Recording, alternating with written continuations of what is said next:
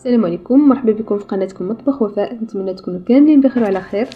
الوصفه ديال اليوم كتجي معلكه، كتجي بنينه بمذاق لا يقاوم. ضروري خصكم تجربوها. فبقوا معايا تالي باش تعرفوا على المقادير وطريقه التحضير. واحد الطنجره كيكون فيها الماء غليان، كنضيفوا لي باط ديالنا، واحد شويه ديال الملح وزيت زيتون.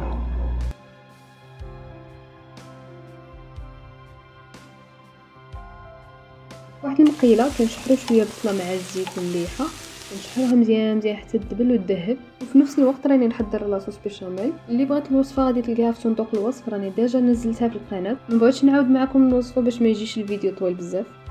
والسر ديال الوصفه هي في توجد هاد لي باط.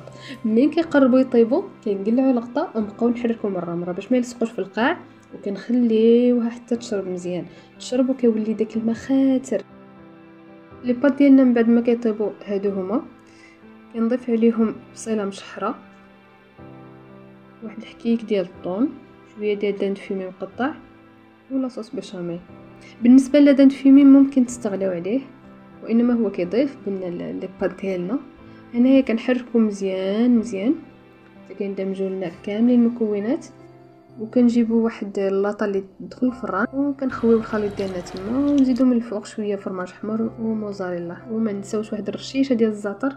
كندخلو كلشي للفران غير يتحمر ويذوب الفرماج وكيكون واجد. وكتكون هذه هي الوصفه ديالنا ديال اليوم. ضروري تركزوا لي على الصوت ديال التعليكه، راه ما يمكنش. هذه الوصفه كتجي اكثر من رائعه.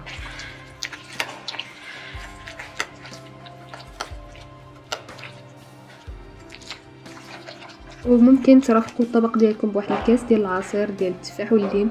الوصفه بعد راها ديجا في القناه، غادي نحط لكم الرابط في صندوق الوصف. كيعاون على الهضم حيت هذه الوجبه كتجي شويه دسمه، وانما تستحق التجربه. نتمنى تجربوها وتعجبكم. السلام عليكم.